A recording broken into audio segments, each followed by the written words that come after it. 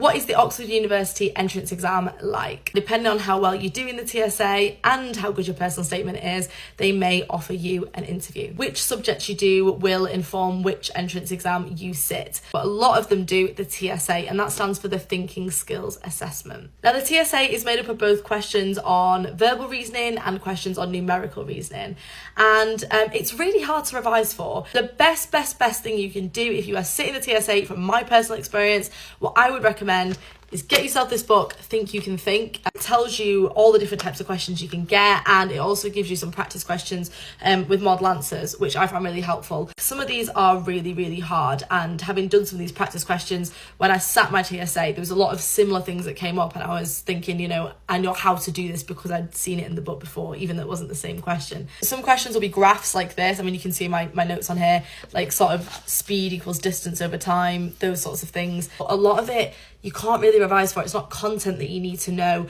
It's more looking, can you think outside the box? I mean, it's a thinking skills assessment, and sort of giving you problems to solve. The verbal reasoning, I actually sat an A-level in critical thinking, which was a requirement for my sixth form, and it was honestly the most useful thing. I found that was the biggest asset to me, also, because a lot of critical thinking is about circular arguments and reasoning and arguments, and a lot of that came up in my exam. This one says, it gives you a paragraph and then it says, which of the following most closely parallels the above reasoning? So it's saying like what reason in the question best matches the reasoning choices here. It's a real mixture of maths and numerical skills, and also language skills and argument skills. So I would definitely say, get this book, get used to the types of questions, work through that, and then practice with past paper questions. Honestly, it's the biggest thing. So many people didn't finish. I still didn't finish, but I'd at least practice with the time, and kind of time myself well, because otherwise there is just not enough time to do those questions in that exam anyway. So you've best to figure out